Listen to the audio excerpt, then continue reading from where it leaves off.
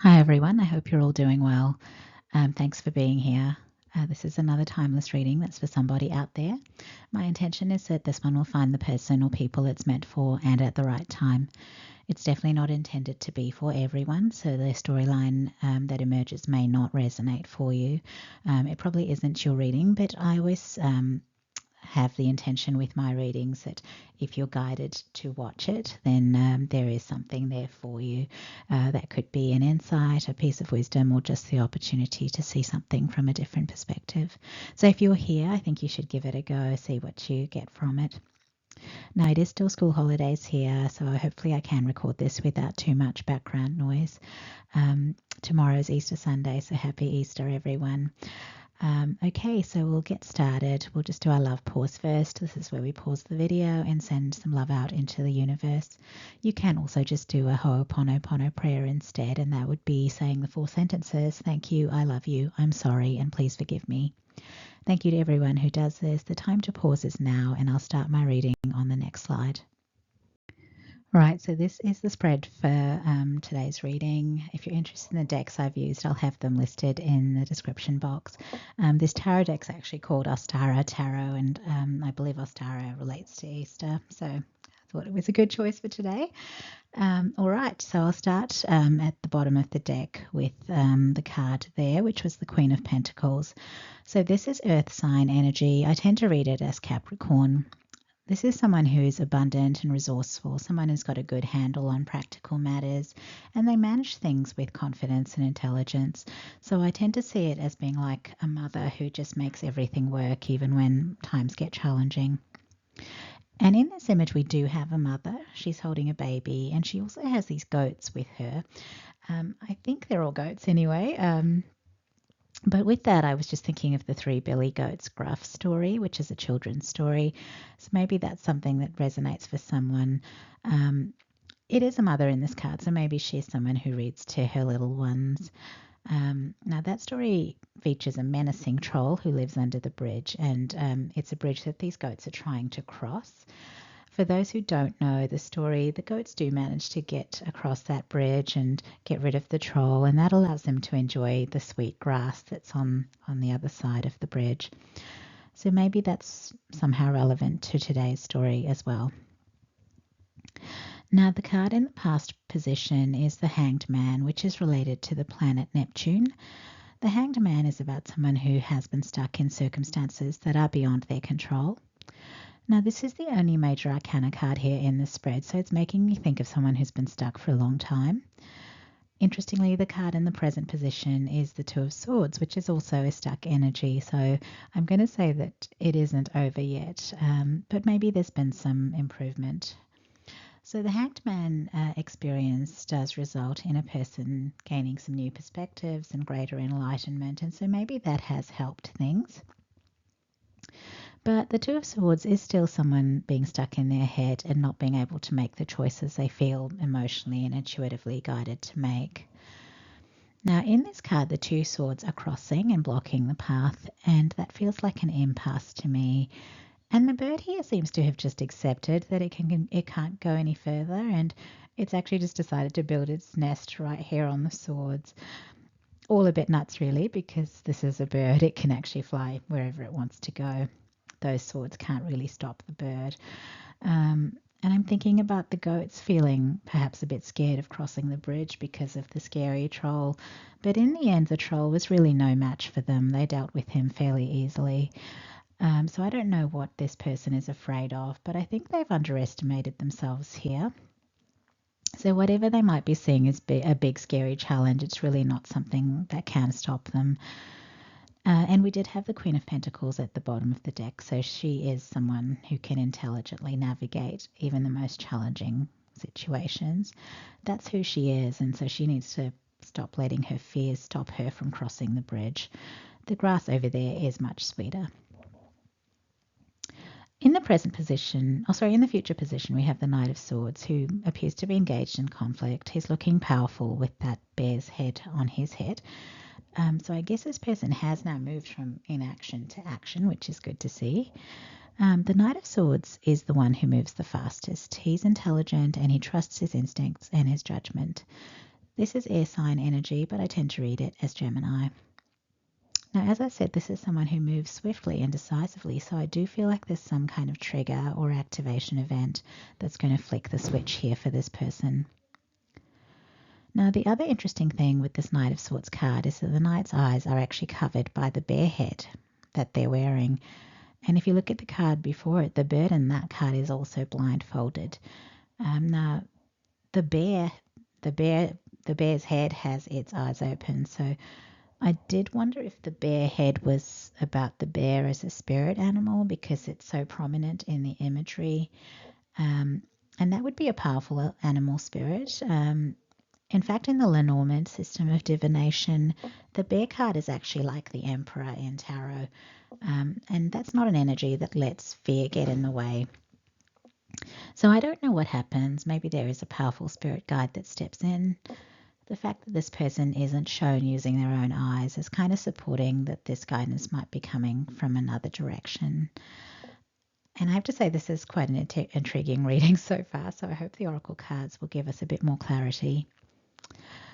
Now, looking at these oracle cards, there's really nothing negative coming through as a message. So the bear head is either talking about someone being guided by a powerful spirit, or, and I just thought of this because of that mention of Emperor energy coming through with the bear, maybe this is someone's inner masculine deciding to wake up and deal with the nonsense, because obviously the Emperor doesn't let fear stop them.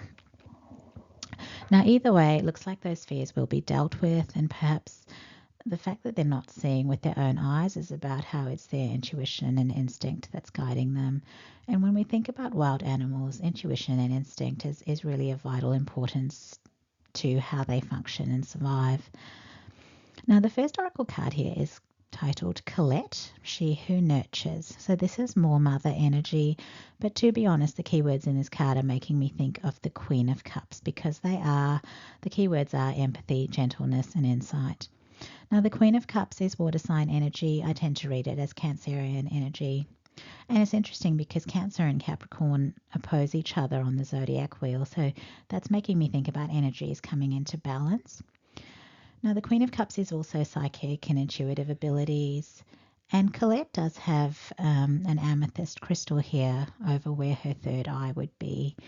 And maybe this is why the Knight of Swords is now operating without relying on their own vision. They may...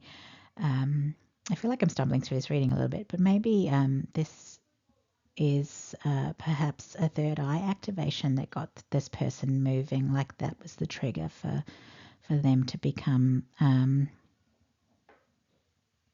to feel less stuck and to get moving on things. So as the Queen of Pentacles, perhaps they couldn't move because they couldn't see a way forward, and they were in fact blindfolded in that situation. They couldn't see anything. And then they had this third eye open up, and now they could see things they couldn't see before, and it allowed them to move forward with more clarity. So perhaps these Queen of Cups abilities came on board, and that actually helped them focus less on the physical limitations and more on how they could navigate this impasse in an emotionally intelligent way. And of course, emotional intelligence can allow people to work around things rather than just seeing a situation as impossible. Taking me back a little bit to the Billy Goat's Gruff story, because the two smaller goats, all they did was deceive the troll by telling him he should let them cross and that he should wait for the biggest goat because he'd have a lot more meat to offer the troll. And as it turned out, the biggest goat was also the strongest goat with the biggest horns. So maybe there's even a specific message in that for someone. So if this is you, and if there's someone who's causing problems for you, there might be someone else who's going to take them on and win. So maybe your problem person is also a problem person for someone else, and you might find that you don't need to deal with it at all because someone else is going to take care of business. That's interesting. I don't know if that's going to be a pleasant scene, but I guess if you're not involved, you're not involved. You'll just get the unexpected blessing of losing the monkey that's been on your back. All right, the next oracle card is Good Fortune, and it features Bee Spirit. I'm getting Queen Bee with all of this Queen and Mother energy that we have. Now, the queen bee is the mother. That's her role. She's there to be fertile and productive. She's actually very privileged and she's protected by the entire community of bees. They do the hard work, so they provide for her and look after her. She can just do what she does without having to worry about how to support herself.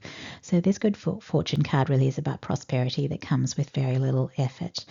And that's why it's called the good fortune card, I guess.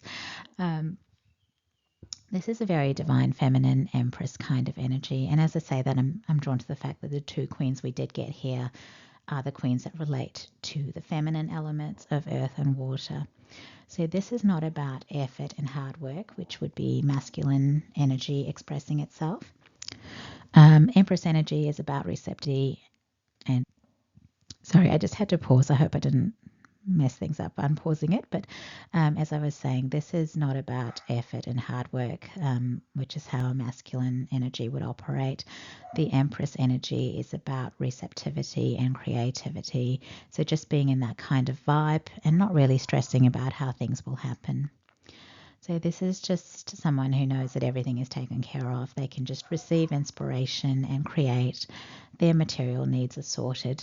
So that's going to look like good fortune, but really this is just Empress energy at work. So she creates and nurtures things and they turn into blessings for her. So as an example of that, she might start a business and put her energy into making that business successful. And then that business is just going to grow into something incredibly profitable, and then she never has to worry about money again. So then her focus just continues to be on creating and nurturing the projects that she's working on. Now, the geometry on this card is also making me think of Metatron's cube, which is related to divine creation as well, because all the shapes of the universe can be found in Metatron's cube. Now, Archangel Metatron and the cube are also connected to the Kabbalah tree of life. So, along with Empress energy, this symbol is also making me think of someone who is a channel for creative energy to flow through. Wow, and I'm also just thinking of that activated third eye that came through. So maybe this is someone who can envision things easily and create from those visions. The last card here is Chrysanthemum, and we've actually had this card show up on a video before. And I mentioned then that this is the birth flower for November, so maybe that's significant for someone. But the keywords on this card are longevity and endurance. And I have to say that having this card right next to the good fortune card is making me think of lasting prosperity, which would be a huge blessing. Now, the orange color of the flower on this card also reminds me of the sacral chakra, which is also about fertility and creativity. So it's tying in very well with the queen bee energy. It seems like this person is just meant to do this, just keep creating. With Archangel Metatron's energy in this reading as well, I have to wonder if this is the powerful guide that has perhaps helped this person. And that would definitely be suggesting that their purpose is just creativity. It's a creative purpose. They're meant to create and keep creating.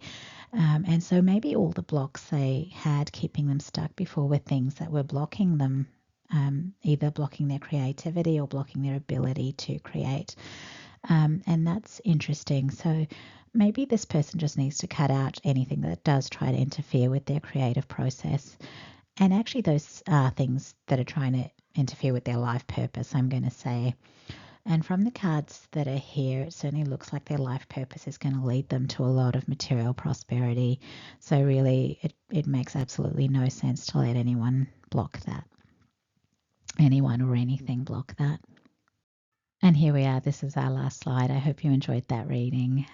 So the decks are listed in the description box, and that's true for all of my readings, even the older ones. If there are Amazon links there, these are affiliate links. So if you use these links to purchase decks, I might qualify for a small commission. If you're wanting to buy the decks, I do have some extra information down in the description box, so check that out as well. Thank you all for being here. Thanks for watching. If you like my videos, please consider subscribing to the channel.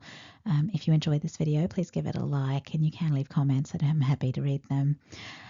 Thanks to everyone who's already subscribed. I'm so grateful for your support. And that's it. Take care, everyone. I hope to see you all again in a future video.